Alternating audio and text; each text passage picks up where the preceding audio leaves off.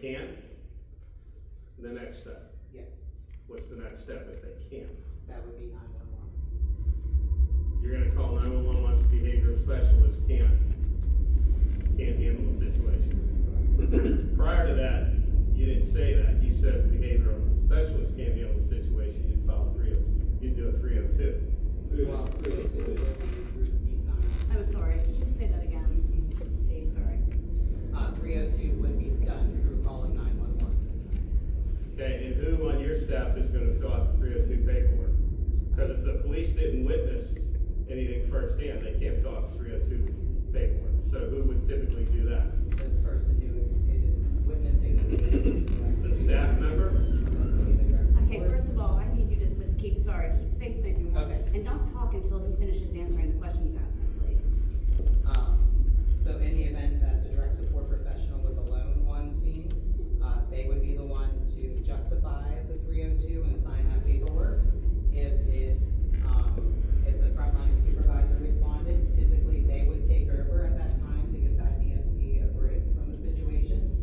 If the licensed behavioral specialist is on scene, they're always going to handle that situation, no matter who witnessed the behavior. Last question is actually for Mr. Felton, if I can. If the board were to grant this variance, okay, you would give them a variance as a group home, and I understand you can put whatever conditions the board deems reasonable, okay? But once you grant the variance to operate as a group home, as long as nothing significantly changes there, it can always operate as a group home. That would be accurate, as long as they were operating under the guidelines that were imposed by the zoning board. If you're asking whether or not the approval is transferable, So say that 5 years from now, that might be a different question. well, say 5 years from now, they Bright Path sells to ABC Company, and they're doing the same type of thing. They'll still be able to operate as a group home, correct? When they would come in for their occupancy permit, okay, that would be a determination based on the nature and the extent of their operations about whether or not they would have to come back in front of the board. And that can be a very esoteric and very fact-driven determination. But typically, if they're doing the exact same business, We wouldn't, let me put it this way, I don't think you would treat it like a non-conforming use, okay? Because there would be things in the grant of the board's relief that would be very specific for this particular entity. So they would have to literally be on all fours with what these guys might be approved as doing in order to do that. If there's any deviation, from what they will be approved to do, then they would need to come back in front of the board. okay, thank you. Anybody else with questions? Ma'am, let's take this young lady back. Okay, you come forward, sir. Jeff.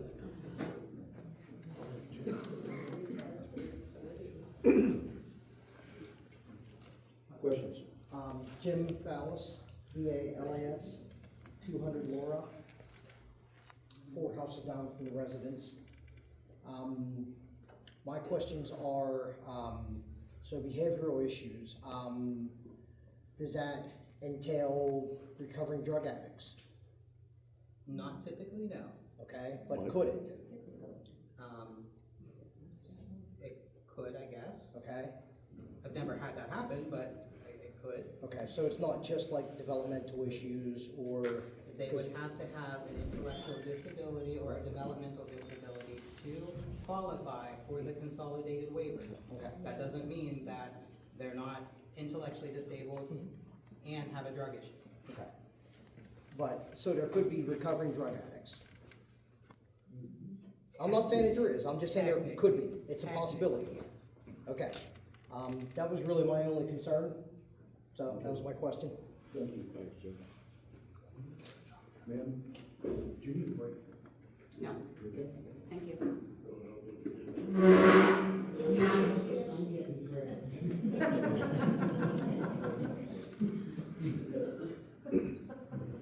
I'm moving up, Jerry, so you can hear me. My name's Dawn Lynn, it's spelled DAWNLYNN, and I live at 10 2nd Street. And it's literally down the hill from Longview Drive. I have 7 where the development is going on in that area that you had stated? What do you mean by Where the development? house is? Steve, is that your first name? Steve said, and I wrote it exactly as he said it, there was development currently going on in that area. That's not what he said. Where did that come from? Well, sure, maybe a necessary comment or something? When I was talking about development, I was talking about staffing development. No, you said it's predominantly a single home, residence area, but from what you understood, there was development going on in that area. Where? I think that must have been a misunderstanding. I can say for certain there's no development. No, it's not, that's why I'm asking. Okay, so if the client could become unstable, how is that not detrimental to the residents and the surrounding area? I mean, anyone could become unstable. I could become unstable. You could become unstable. But as a family member, I would call them development. And my family can call 911. We don't have to jump through hoops, no offense, but we don't have to jump through hoops to get to 911. I'm gonna follow that with why, as a resident, would you not expect us to call 911? And you use the example, if there was two people fighting in a home, and it starts to, escalate and they de-escalate, right? You wouldn't call the police. In this borough, yes, we do, just to let you know. Because we don't wait for it to escalate to a violent activity. I mean, I didn't say it was a fight. It could Right. be an argument. Would you call the police over an argument? No, but an argument and a fight, a violent fight, are two different things, three different things actually. So, I wanted to clarify.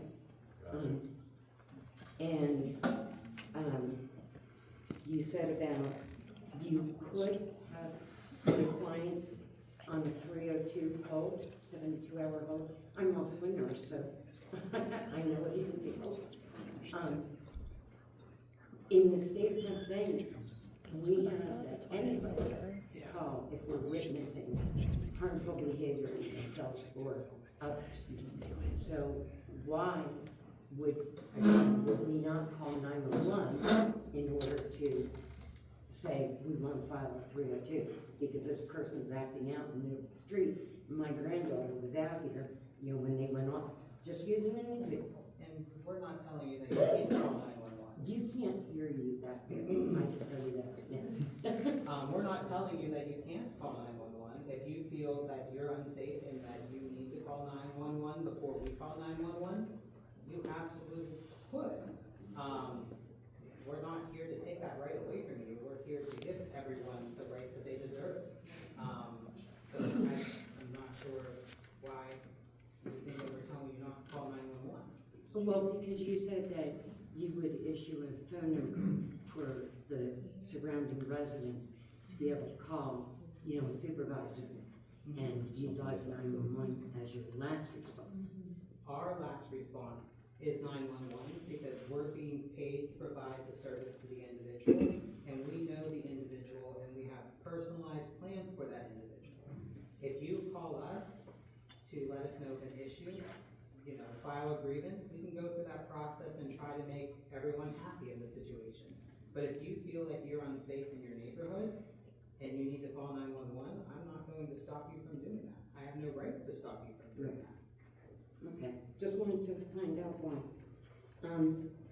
The next question is, with the ISPs for the client, okay, you said you looked into the history of the client and et cetera, that you're gonna bring in.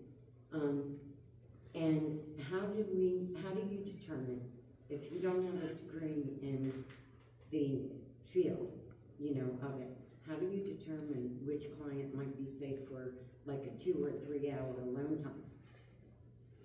So the person who is completing the needs assessment, which then determines if someone can have alone time, they also make their supervision levels.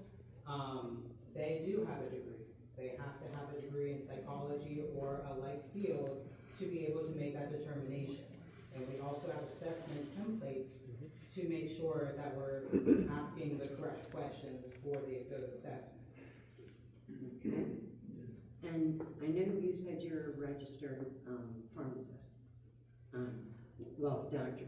I shouldn't use the R without knowing. But you said you did some college? Okay. Did you ever obtain a degree in any field like this? I have an associate's degree. I'm finishing my bachelor's here in June, In what? psychology. Okay. And that's what your associate's is in? Yes. Okay. Sorry for spilling them all, but I had them written. I also, you guys get some of your funding from the Department of Health and Human Services, correct? That is correct. Okay. And that's Indiana County. Yes. Department of Health and Human Services as of now. So, if they treat, like you, that have a problem or whatnot, they can put them into your home, correct? Are you asking if they can put them into our home without authorization to do so? No, with authorization, because I looked up Right Path and I called Indiana Department of Health and Human Services, and what I was told, what, the HHS was that, yes, they can put in, if there's a need for a youth that has behavioral issues, emotional issues, and so forth, or drug and alcohol issues, they can be put into that home. Okay, you're right. They can send out, Oh, wait a minute.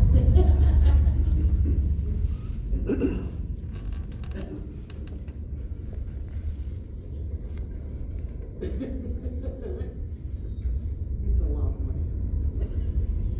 We go through this at council meetings all the time. Okay, so for an individual to be accepted into services, they have to come in as a referral. So the referral comes in, me and my team look at it, we look at the medical aspects and we look at the sorry. It's busy. and we look at the behavioral aspects of that individual. We look at their history as far as, any diagnoses that they have been prescribed, and we look at everything in that ISD.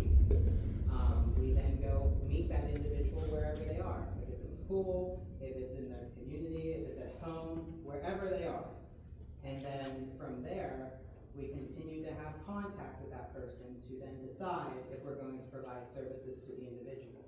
The Department of Human Services does not drop individuals into our care without our consent. Right, and I didn't mean to imply that if that's how you took that. What I'm saying is, if they decide that there's a youth that would be better served, and you don't have anyone in the house right now, correct? So, say the first client that comes up from, Indiana, HHS, right? Says, hey, I have a youth, he's 16 going on 17, and he's got dual diagnosis, which means, like not just intellectual or developmental disabilities or challenges, but it can also mean drug, alcohol, psychiatric, and so forth. And you would consider taking that client if they were referred to you, right? They would have to be over 18, but, so we consider that just as, anyone else from Indiana County would be able to move into the house as well. Okay. The next thing is I know it's required to be fenced in with the 6-foot fence, and you said that current partial fencing is in place, and you weren't looking into changing, we're not looking into changing that? No, I said we would change it. You would? Granted this. To a 6-foot Right. high, non-climbable fence, Yes. okay? And if they required me to take it all the way around, you know, you would be willing to do that? Yeah, if that's a requirement, I think that runs into another issue with putting the fence near the street, as long as it applies with all the ordinances, yeah. Right, we have certain, where it goes down certain levels to the street, but as far as the backyard. Yep. Now, you also said that the home has 2 bathrooms? I've been in that home, I have friends that live there. It has 1 bathroom unless you put one in. 1.5. Well, yeah, but for the client, you know, the clients coming in, because you could have up to 3 clients, you said, right? Okay, and then, you know, the worker, so for the client's sakes, shouldn't there be 2 full? No, bathrooms? one client and But up to 3. not one. Right now, we're only looking at putting one individual. Right in. now, you keep saying right now, but I'm looking in the future. Okay. You said up to 3, Well, it has 3 bedrooms, right? but we're looking to license that program as a one-person home. Because that is the need. Okay. And then, the safety of the residents around the area. You said that they wouldn't be, you know, a safety hazard, so to speak, you know, a safety concern for the surrounding residents and area. How can you say that when you turn around and say that you can take in a person that may need de-escalation? And you talked about that over and over. I think it's important to keep in mind that these are human beings we're talking about, just like everyone else here. I have a family a family member that has CP, and he's lived in Sure, it, yeah. but not, I'm not insinuating that Residential. you're not, I'm just answering this. There's been a lot of talk of de-escalation and violence, because I believe that's what the community is interested in. it's not It's the new. only thing, but it's, No, I guess I would say that would be the biggest concern, or one of the biggest concerns. But one of many concerns. Yeah, is, I think it's starting to project that that's a very common problem, that there's violence in the community, and that is certainly not the case. That's, but if they're going to be left unattended, you know, for 2 to 3 hours alone time, as you call it, then what's to say that they don't escalate because the neighbor's lawnmower triggered? So if- I'm just asking. But if that's the case, and if someone has a behavior support plan, they're not gonna have alone time. If someone's getting triggered over someone coughing, over, sorry, over a lawnmower sound, they're not gonna have alone time, because it would be unsafe. It'd be unsafe for that individual and potentially the community. So why would we do that? If anything, we would have to file neglect on ourselves, investigate ourselves, and then provide an explanation to the Pennsylvania Department of Human Services why we did that. We're not gonna do that. Okay, but you don't know, because you don't know who's coming in yet, you don't know if something may trigger them, but it didn't before, kind of thing. If they have developmental disabilities. We would, and for someone to have, we're getting into the nitty gritty here, for somebody to have, alone time, we would have to use remote supports. So what that means is, doors have alarms on them. So if an individual would open the door and leave the premises of the home, somebody at Bright Path would be notified.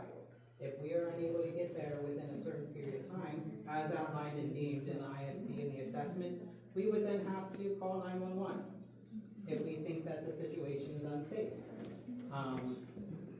We don't serve anyone that has alone time, and I don't think that we probably will serve anyone with alone time for a very, very long time, until we work through, knowing the individual well enough that we feel comfortable to allow them to do that. But even if we feel comfortable to do that, We're going to put measures in place to ensure their safety and the community safety. Like security cameras and We can do security other cameras. properties, Yep. or property in Of this the case? property. Okay. Program supervisor and then a licensed professional to come in, right? Excuse me, Jen. Pardon? I said excuse me. So,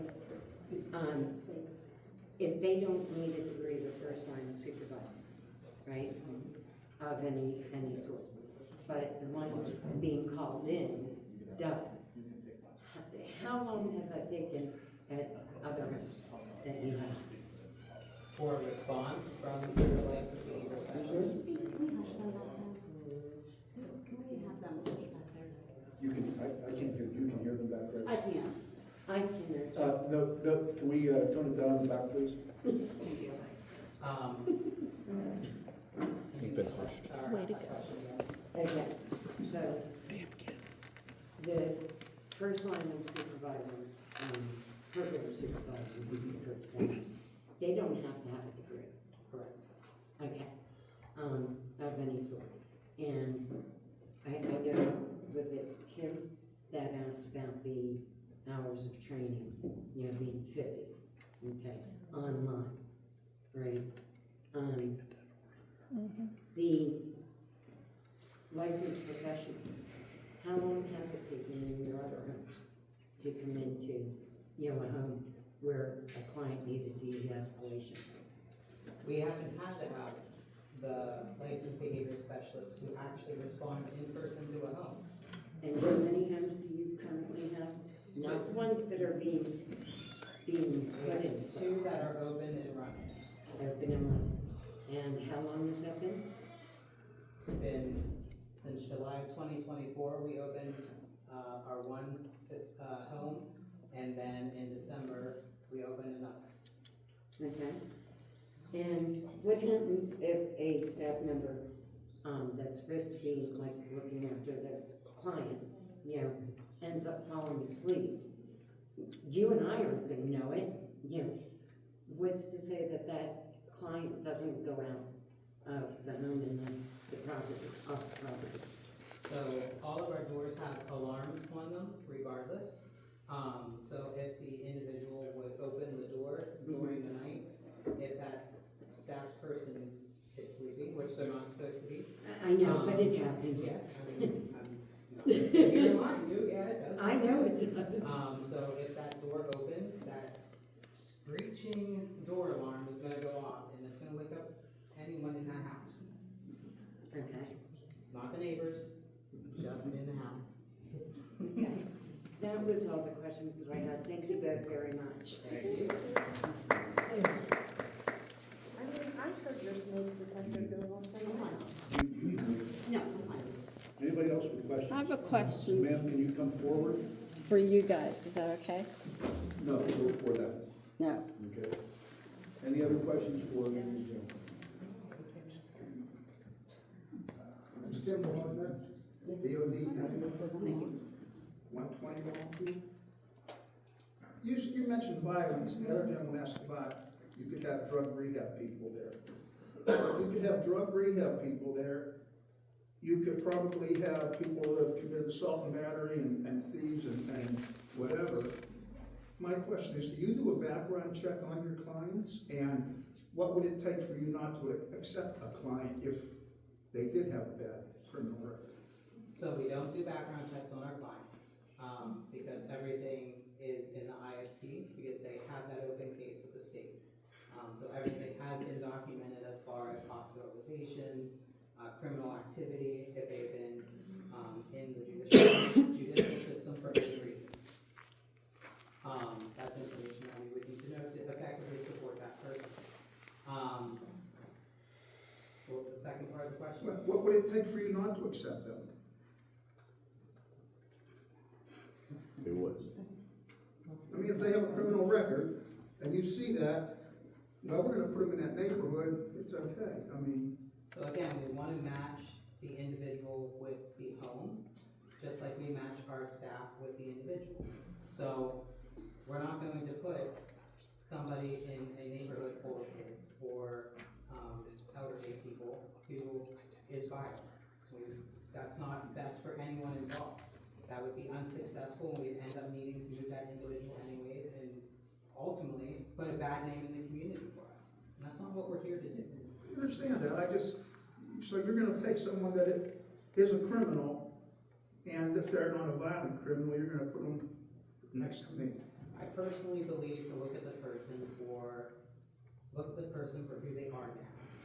If they were in jail and they went through the rehabilitation process, everyone needs a second chance. I'm not saying that we would or we wouldn't, I'm just stating that it's a possibility that we would look at that person, and if we feel like we could effectively support them safely within our needs of our organization, and we have an appropriate setting for them to go to, then we would look at that. Doesn't really answer my question, but that's fine. So, let me ask you a question, is there any defined criteria where you would not accept somebody? I mean empirical, okay, if you see something in an ISP or a background check that shows that the individual was incarcerated, convicted and incarcerated for assaulting somebody with a knife, would that be a disqualifying criteria for acceptance into the program? Depends on how long ago it was and what treatment has been provided to that person. If it's been recent, then yeah, that would be a disqualifier. Any more questions? Can I ask a follow-up? I've already asked a question. Let's get somebody else who hasn't asked one yet. Go ahead. Sir, in the back.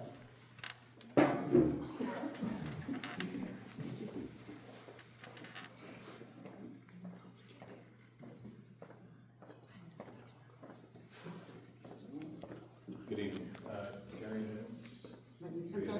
Terry Nims, N-E-M-I-T-Z, 311 Fairview Drive. My only question to you as Manor Borough EMA Director is, would you be willing to agree to sign an agreement where you meet with the EMA Director, the Chief of Police, the ambulance chief, and the local fire department chiefs on an annual basis to review your procedures and stuff like that, develop an action plan for us as emergency responders having to respond there, and what we need to expect and what you're going to expect from us when we arrive? Yes, absolutely. We actually do that in a lot of our homes. Yes. Okay. Any other questions? Good. I'm going to get somebody who hasn't asked a question. We have a follow-up. Charles, Terry, C-H-A-R-I-E, 1297 First. I'm sorry, what was the address again? Sorry, What was your address again? 1297 First Street. Thank you. And some of these are just kind of clerical, Mr. Falatovich. I see in the original zoning permit that it was applied for from 4J LLC. And then all the paperwork and permitting and application since then has been under Bright Path. So when the owner of the property began the process, but yet the tenant is actually looking for this relief, how does that stand for owner's responsibility to any relief that's giving them, as long as well as the tenant? Under a lease agreement, the tenant would have standing to come before the board. Okay.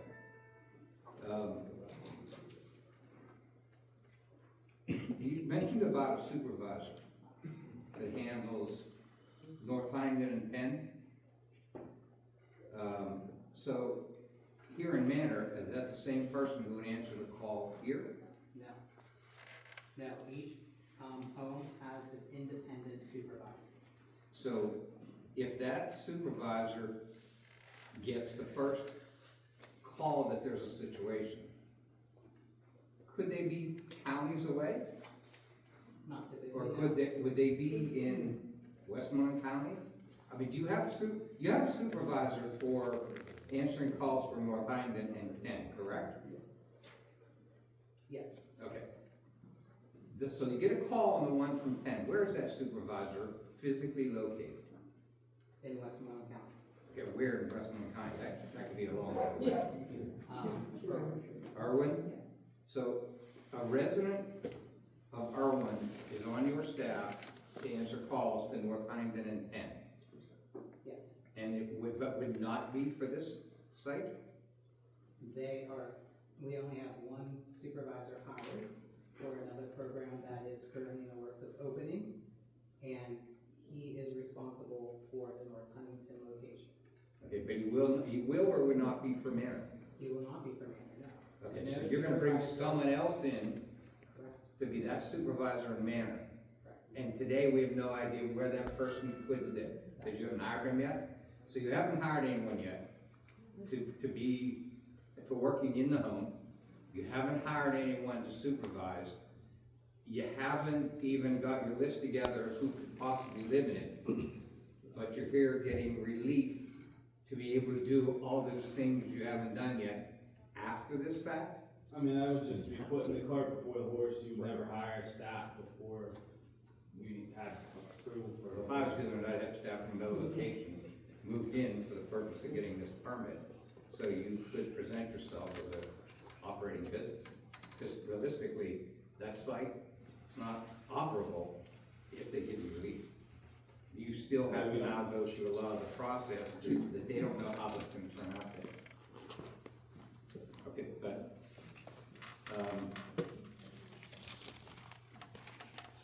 you're here, oh, let me go to another one. Alone time. That's come up for a few people, that's a question of, it happens or you give it because someone is in your viewpoint able to be alone. You could be 100% correct. You could have someone in there that's very passive, is why they're there. They may not want to be out in the environment, so it could be the exact opposite of what we've been talking about. Even if that's the case, if they're not in there 24 hours a day and they have any alone time, you're in conflict with the ordinance. In the ordinance itself, it says for 24-hour-a-day coverage. I think Mr. Felatovich read that early on. So as you discuss it here, saying some people get alone time, you would not be able to have alone time at this site because of this ordinance. And as he said earlier, we don't intend on having alone time anytime in the near future, and if that would conflict with the ordinance, then we wouldn't do it here. Yeah, this would have to be employees who know until the relief shows up, they don't leave. Is this a question? If that's found to be a problem, you violate the ordinance, you go all the way back to the process again. Yeah, I wouldn't have. Okay. And you mentioned about late in this presentation about a mental illness is also drug rehab, and that can happen here, am I correct? As long as the individual qualifies for the consolidated waiver, so that means that they have to have an intellectual or developmental disability, but they could be dual diagnosed, as Dawn said. So someone could be intellectually disabled, but also have a diagnosis of substance abuse. That's very possible. Okay. So you understand that if they're active treatment, this wouldn't qualify as a group home under the ordinance. It wouldn't qualify them as having a disability under the Fair Housing Act. So they could not be an active treatment. And so I don't understand, that's what I don't understand about it. How are they in a facility like this if they are rehabbing? Yeah, so you confuse the recovery. Recovery, right? We're not treating drug abuse. We're incapable of handling it. That's not our specialty. That's not what we're licensed to do.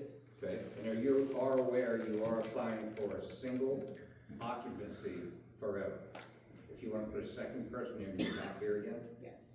And did you describe the key elements of zoning looking for relief?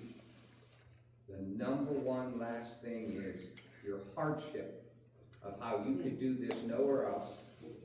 If you can, if this is there's a hardship at this location, something going on here is the reason why you showed up here tonight. Can you tell us what that hardship is? I don't have a full understanding of hardship. Are we saying that the house could be nothing else than this facility, or we could find nowhere else?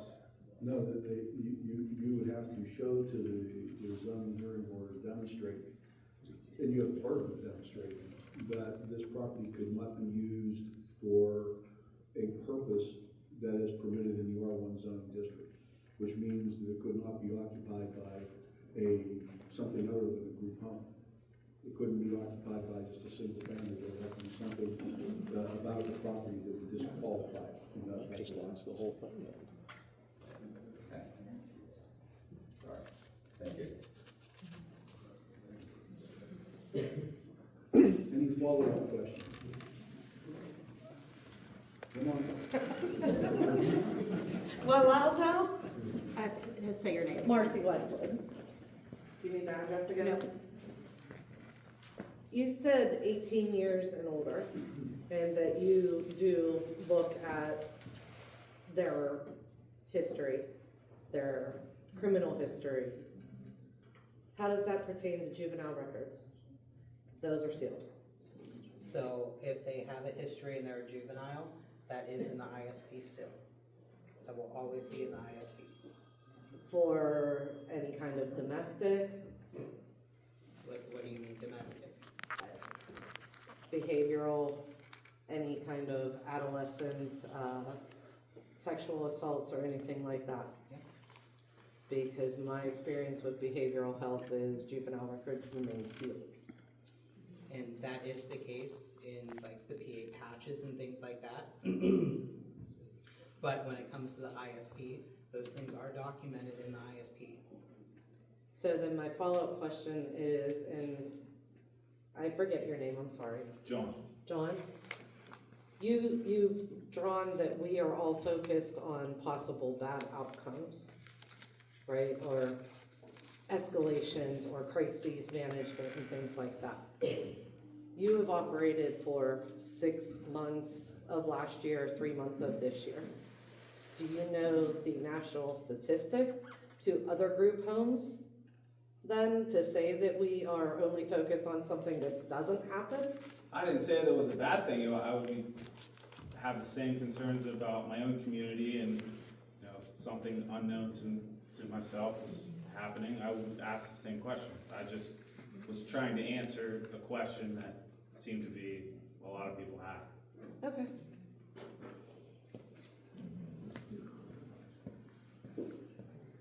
One more.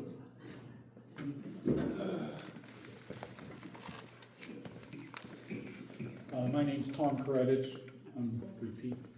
You said my team. How many people are on your team? My direct team or my That, indirect team? you answered the question, you said my team. So my team consists of the regional leadership team, Okay. which consists of the licensed behavior specialist, the associate director, and also the LPN consultant nurse. Okay. The associate residential director supervises those program supervisors, and then those residential program supervisors then supervise the day-to-day direct support staff in the home. So how many people are you talking right now? So right now we have about 19 people on staff. 19. How about the management team? How many people are in the management team? Yeah. How many people are on your management team? That's your question. Directly under Stephen? No, directly for you. How big's your management team? Stephen's the executive director, and then we have 3 people would be management under him. Okay. And how many people? You the only owner, or there's multiple owners? It's myself and one other individual. Okay.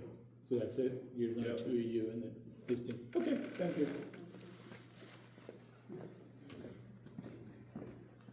Okay, we're gonna have to stop at some point in time with this. I think we're getting kind of repetitive. Okay, with the question. Is there anybody who hasn't asked a question yet? Okay, one more follow-up, okay? Again, it's Dawn Lynn. Okay. And I only have one thought. Why are you guys not considering clients from Westmoreland County and only Indiana and Armstrong? Is that because that's where you have your program through? As earlier stated, and I think, I'm pretty sure I stated this earlier, that we have a relationship with Westmoreland, Indiana, and Armstrong counties. So we typically look, well, we always look at the referrals from those three counties first. Armstrong and Indiana as a, a jointed team, so those two counties are joined together, a jointer. The Westmoreland County is on its own. So we work very closely with both of those administrative entities and those support coordination units for those people who need services. So you already have Health and Human Services of Westmoreland County in place? Yes. Thank you. Who's the board wants to take a break? You want to just Yes, please. 10 minutes? May we? Let's take a 10-minute break. Thank you.